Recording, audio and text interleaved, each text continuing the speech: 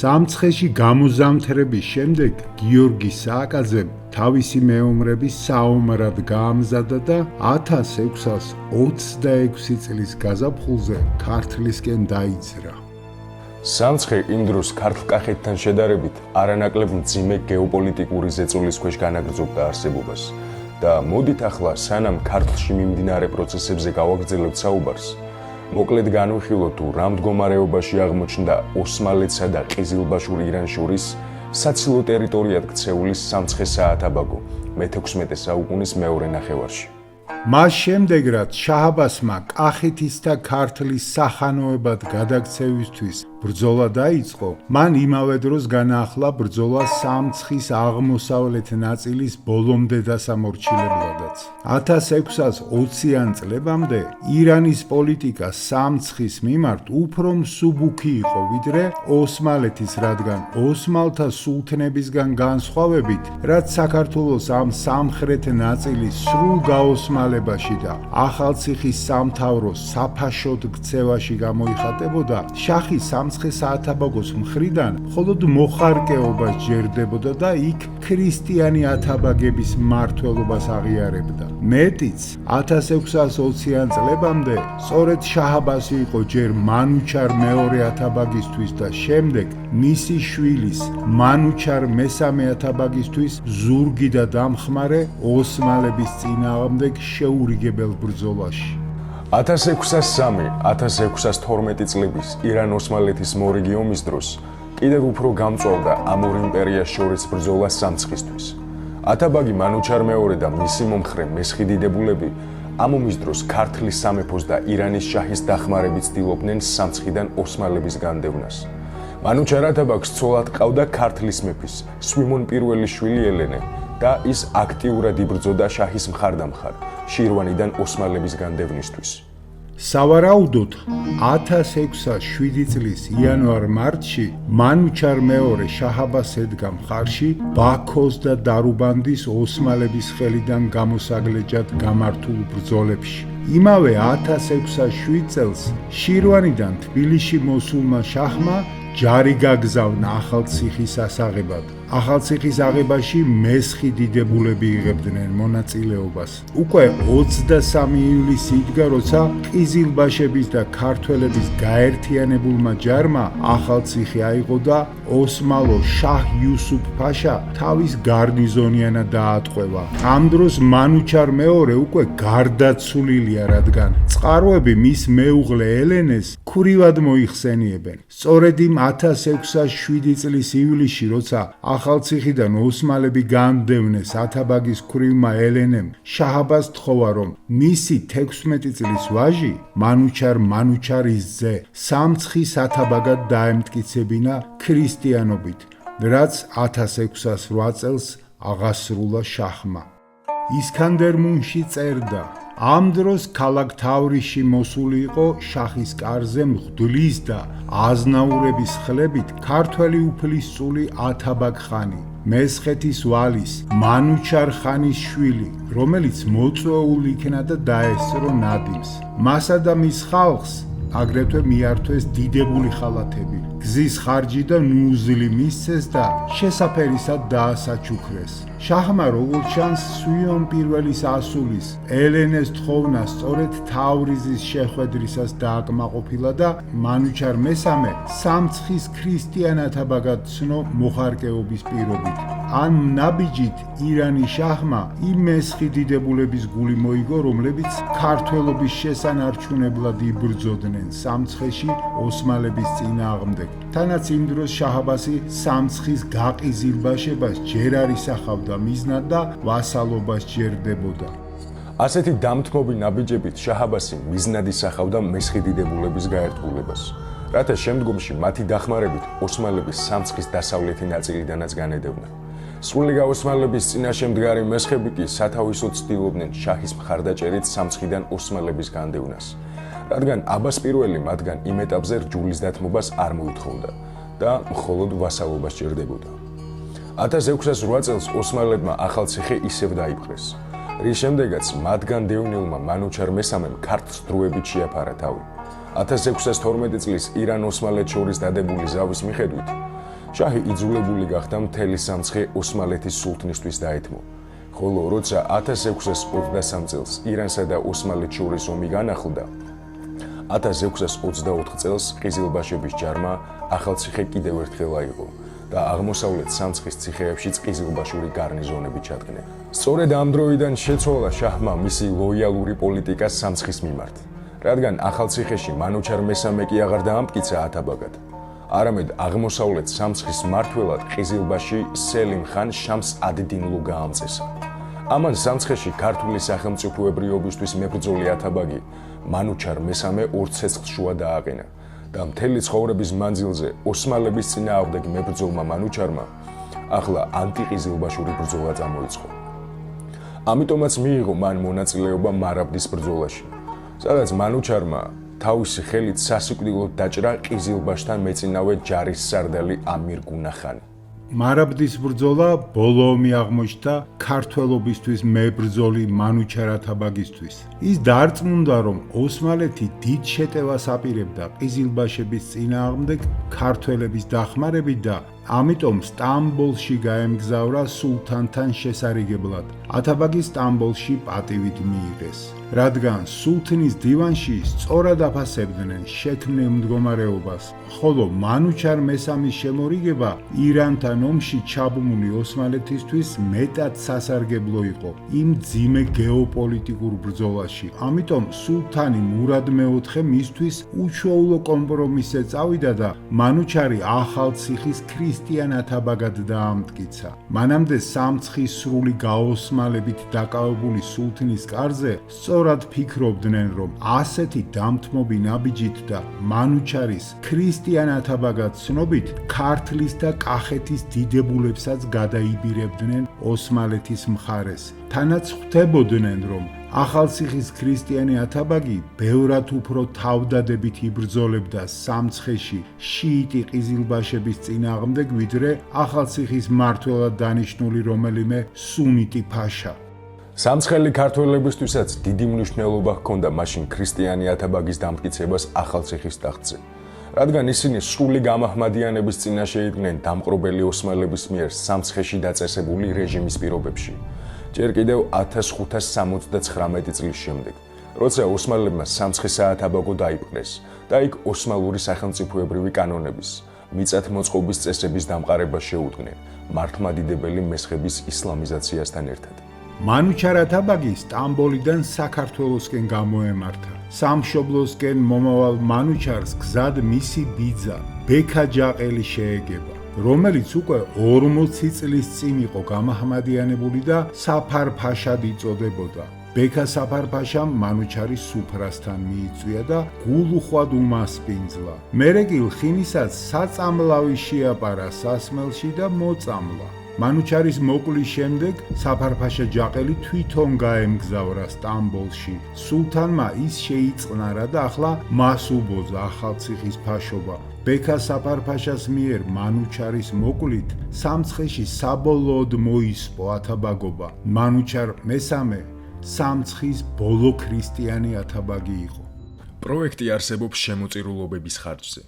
თანხის ჩარიცხვა შესაძლებელია ფონდის ანგარიშზე.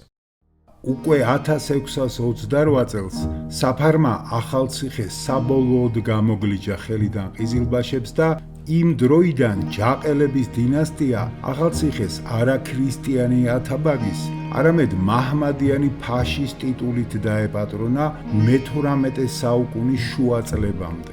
საფარ-ფაშა სულთანმა ორთუღიანი დროშა უბოძა. თურქმანულ მომთაბარული ტრადიციით ოსმალური თუღიანი დროშა მოოქროვილი ბურთით დაბოლოებულ ხის ტარზე დამაგრებულ ცხენის ძუას წარმოადგენდა. სწორედ ტარზე დამაგრებული ცხენის ძუების რაოდენობა გამოხატავდა ოსმალთა იმპერიაში დიდებულის იერარქიულ მდგომარეობას. სულთნის დროშა 9 თუღისგან შედგებოდა. დიდ ვეზირს 5 თუღიანი დროშა ენიჭებოდა. რიგითი ვეზირი 3 თუღიან დროშას ატარებდა, ხოლო ეილაეთების, ანუ საფაშოების მმართველ ფაშებს რანგის მიხედვით ეძლეოდათ 3, 2 ან 1 თუღიანი დროშები. ახალციხის ფაშა საფარ ბექა ყოფილს სულთანმა ორთუღიანი დროშა უბოძა და იმ დღიდან დაესვა წერტილი სამცხეში ქართული სახელმწიფოებრივი სიმბოლოების გამოყენებას. სწორედ იმ 1628 წლიდან დაიწყო სამცხის სრული გაოსმალება. ოსმალთა მთელ იმპერიაში მოქმედი კანონნამეს, ანუ კანონთა კრებულის მიხედვით, ოსმალებმა სამცხის მოსახლეობა აღწერეს და ქართული კანონები ოსმალურით შეცვალეს. შემოიღეს თავისი გადასახადები, ხოლო ქართული მიწათსარგებლობის წესები ოსმალურით ჩაანაცვლეს. გაუქმდა საერისთავოები, რომელთა ადგილზე წარმოიქმნა სანჯაყები. ერისთავის ტიტული სანჯაყბეგის ტიტულმა შეცვალა. თავადაზნაურები ბეგებად იწოდებოდნენ და მათ გამაჰმადიანება მოეთხოვებოდათ. დანდათან სპობდნენ ოსმალები ასევე მიწის მემკვიდრეობითად გადაცემის წესებს. ამიერიდან თუ თავადი ან აზნაური სულთნის სამხედრო სამსახურს თავს აარიდებდა, მას მიწა ჩამოერთმეოდა და ისეთ პირს გადაეცემოდა, ვინც სულთნის წინაშე იყო სამხედრო ვალდებული. ამის შესაბამისად მოიშალა საუკუნეებ გამოვლილი ქართული პატრონყმური ფეოდალური სისტემაც. ვახუშტი ბატონიშვილი წერდა: გარდაიცვლებოდნენ წესნი და მიიქცეოდნენ და დაუტევებდნენ წესსა და რჯულსა მესხნი, მძლავრებითა ოსმალთათა, ვიეთნი მძლავრებით გამაჰმადიანდებოდნენ, ვიეთნი ნებით პატივისთვის. განსაკუთრებული დევნის ქვეშ აღმოჩნდა მართლმადიდებლური ეკლესია, იხურებოდა მონასტრები და მესხეთის უძველესი საგანმანათლებლო კერები, იკრძალებოდა მართლმადიდებლური წირვალოსვა და მას ჩუმად ასრულებდნენ სარწმუნოების არდამთმობი ქართველები. ამას მოყვა სამცხიდან მესხური მოსახლეობის დიდი ნაწილის გადინება საქართველოს სხვადასხვა მხარეებში.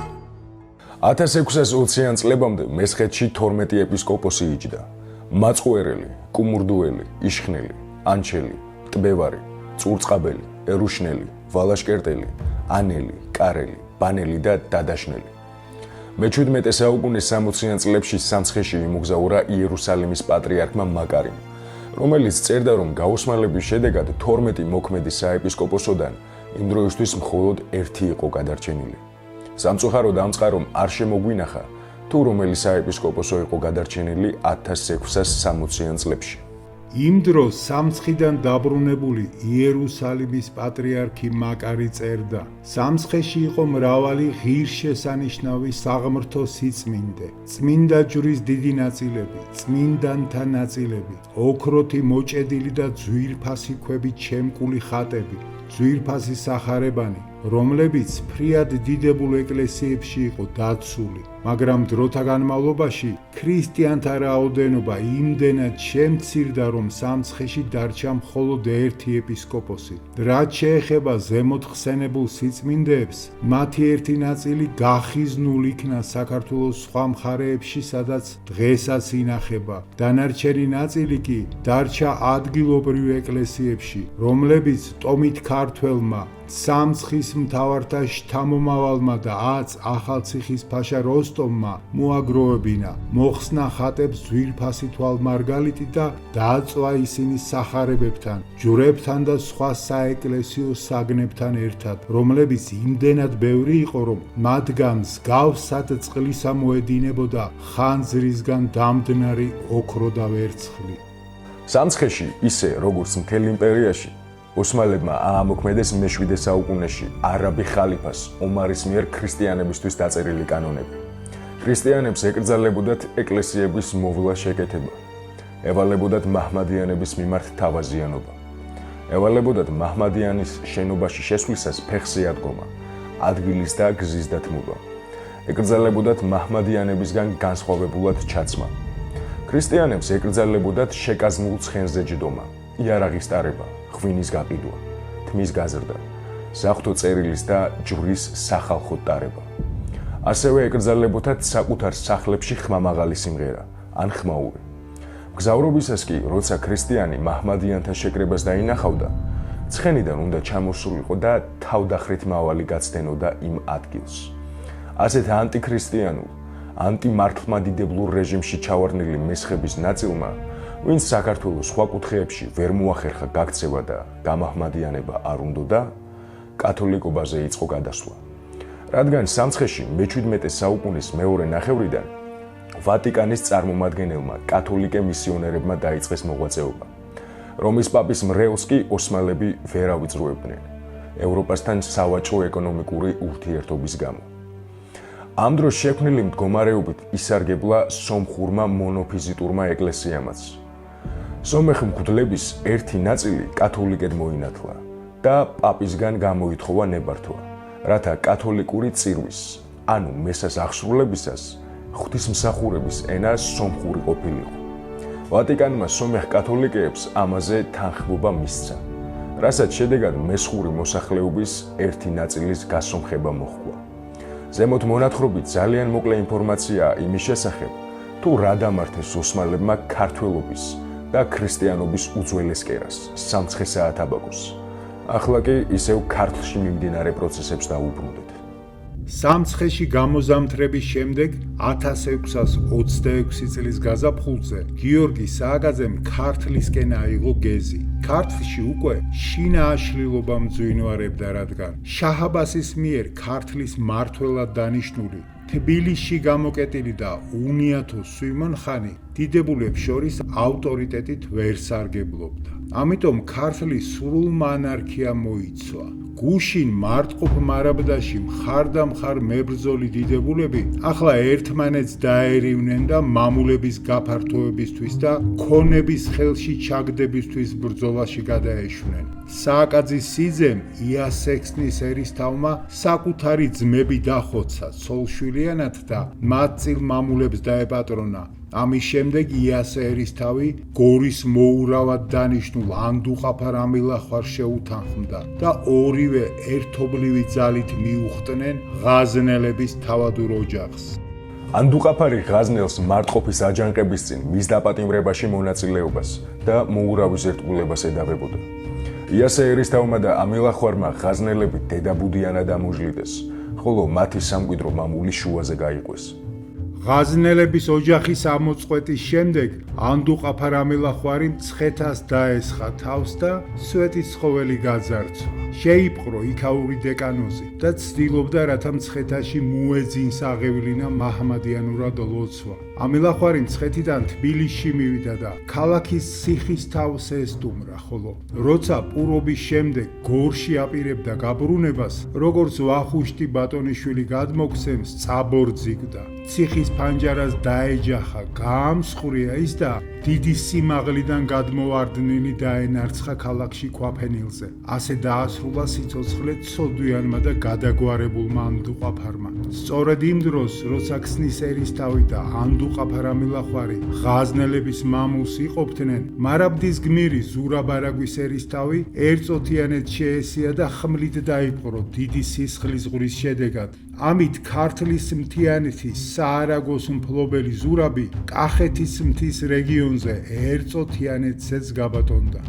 საარაგო ქართლს მიბიჯენილი მთიანეთია და მის ხეობაში მცხოვრები მთიელების სამხედრო ძალაზე მდგარი არაგვის ერისთავი ამიტომაც დომინირებდა ქართლის სამეფოს პოლიტიკურ პროცესებზე. ერწოთიანეთი კი კახეთის სამეფოს მთიანი რეგიონია, რომელიც კახთა მეფეების საზაფხულო სადგომს წარმოადგენდა და მტრიანობის დროს კახეთის სამეფო ოჯახისთვის თავშესაფარი და მტერთან ბრძოლის პლაცდარმი იყო.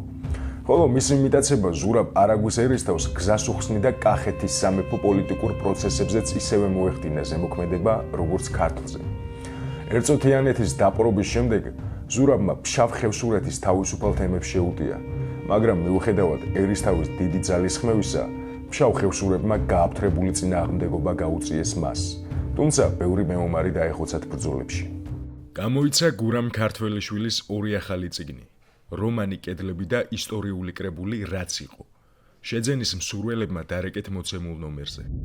ასეთ განუკითხაობაში სამცხიდან ქართლში დაბრუნებულმა მოურავმა პირველ რიგში გორის ციხეზე მიიტანა იერიში და აიღო ქალაქი. გორის გათავისუფლების შემდეგ სააკაძემ მოციქული გაუგზავნა მის ყოფილ თანამებრძოლს და უკვე ყიზილბაშების სამსახურში ჩამდგარ ქაიხოსრო ბარათაშვილს. რომელმაც ბირთვისის ციხესიმაგრეში 500 ყიზილბაში ჩააყენა გარნიზონად და შეუთვალა შენი საქციელით ქართლს ზურგს ნუ მოტეხავო. ყიზილბაშებისგან ზურგამაგრებულმა ქაიხოსრომ კი იმავე კაცის პირით შემოუთვალა თუ აქამდე ვიბრძოლე სამაგიეროდ ვისგან რამე რგო წილადო. ქაიხოსროს ასეთი პასუხის შემდეგ სააკაძე თავისი ჯარით გორიდან საღამოს გავიდა. შიდა ქართლიდან თრიალეთის გზები სწრაფად გადაიარა და სოფელ ტბისში მოულოდნელად წაადგა თავზე ქაიხოსრო ბარათაშვილს. მოღალატე თავადი მოურავისგან ასეთ უცაბედ თავდასხმას არ ელოდა და თავის სასახლეში მშვიდად მჯდომარე ადვილად ჩაუვარდა ხელში სააკაძეს. დატყვევებულ და შეშინებულ ქაიხოსროს მოურავმა იქვე ბირთვისის ციხესიმაგრეში მისგანვე ჩაყენებული 500 ყიზილბაშის გამოტყუება მოთხოვა სიცოცხლის შენარჩუნების პირობით. შეშინებულმა ქაიხოსრომ მოურავის ბრძანება გულმოდგინედ შეასრულა და ყიზილბაშები ციხიდან გამოიტყუა. სააკაძემ ისინი ერთიანად ამოაჟლეტინა თავის მეომრებს. მოღალატე ქაიხოსრო კი არ მოკლა, დაინდო, მაგრამ მისი ძმისშვილი ხოსია გამოართვა მძევლად. კიკანადბერის ციხეში გაგზავნა და იქ გამოკეტა ტყვედ. ბირთვისში სააკაძემ თავისი მეციხოვნეები ჩააყენა და შემდეგ ქვემო ქართლის სხვა ციხეებიც გამოგლიჯა ხელიდან ყიზილბაშებს. ლორე ქვემო ქართლის საბარათიანოს სამხრეთ ნაწილს წარმოადგენდა. 1603 წელს შაჰ-აბასმა ოსმალეთთან ომი განაახლა და ერევანს ალყა შემოარტყა. მაშინ შაჰს ერევნის ციხის აღებაში ქართლის მეფე გიორგი მეათე და კახეთის მეფე ალექსანდრე მეორე შველოდნენ. სწორედ ქართველების სამხედრო ნაწილებმა აიღეს მაშინ ერევანი. ბრძოლა რომ დამთავრდა, შაჰ-აბასმა უხვად დაასაჩუქრა ქართლის და კახეთის მეფეები. მათ ირანში სოფლებიც კი უბოძა. მაგრამ სამაგიეროდ ალექსანდრე მეორეს ჰერეთი დაათმობინა, ხოლო გიორგი მეათეს ლორეს ტერიტორია. არადა ჰერეთი კახეთის თავდაცვის უნარიანობისთვის მეტად საჭირო მხარე იყო. ისევე როგორც ლორე იყო ქართლის სამეფოსთვის სამხრეთის სტრატეგიულად მნიშვნელოვანი ჭიშკარი. ჰერეთის და ლორეს ხელში ჩაგდებით კი იმ 1603 წელს შაჰ-აბასმა პლაცდარმი მოიმზადა სამომავლოდ ქართლზე და კახეთზე თავდასხმისთვის. მას შემდეგ ლორეს ქართული წარმომავლობის მელიქები განაგებდნენ, რომლებიც შაჰ-აბასის საიმედო აგენტებად იყვნენ ქცეულნი. 1626 წლის დასაწყისში გიორგი სააკაძემ ლორეს შეუტია. ლორეს მელიქმა ათაბეგმა და მისმა ძმამ ზაქუმმა ლორეს ციხეში შეასწრეს და გამაგრდნენ, მაგრამ მცირეხნიანი ალყის შემდეგ მოურავმა იერიშით აიღო ციხესიმაგრე. მაგრამ მელიქები ხელში ვერ ჩაიგდო, რადგან ათაბეგი და ზაქუმი საიდუმლო გვირაბით გაიპარნენ. სამაგიეროდ სააკაძე მათი ცოლ-შვილი დაატყვევა მძევლად და ლორეშიც თავისი გარნიზონი ჩააყენა. შემდეგ მოურავმა შამხალ დაღესტნელ ფეოდალებს შეუტია, რომლებიც ქართლ-კახეთში თარეშობდნენ და დიდი ხნით დაუკარგა მათ ყაჩაღობის ხალისი. ამ დროს თეიმურაზ მეფე და მოურავი შეთანხმებულად მოქმედებდნენ. მიუხედავად ზურაბ-არაგვის ერისთავის თავნებობისა, სააკაძე მასთანაც ინარჩუნებდა მოკეთეობას, რადგან მთიელთა სამხედრო ძალაზე მდგარი ზურაბი, რომელიც მისი ცოლისძმა და თეიმურაზ კახთბატონის სიძე იყო, ყიზილბაშებთან ბრძოლაში მეტად სჭირდებოდა საერთო საქმეს. იმავე წელს სააკაძემ ზურაბ-არაგვის ერისთავთან ერთად განჯაში ლაშქრა და იქ ჩაბუდებული ყიზილბაშები დაამარცხა, რომლებიც თბილისში გამაგრებულ სვიმონ ხანს ეხმარებოდნენ და ზურგს უმაგრებდნენ. განჯის მორბევის შემდეგ მოურავი და ზურაბ-არაგვის ერისთავი დიდი ნადავლით დაბრუნდნენ უკან. ქართლში მცირეხნიანმა მშვიდობამ დაისადგურა. თეიმურაზ მეფე და მოურავი მთელ ქართლ-კახეთს მესვეურობდნენ, ხოლო შაჰ-აბასის დასაყრდენი სვიმონ ხანი ისევ თბილისში იყო გამოკეტილი და ცხვირს ვერ ყოფდა ქალაქიდან.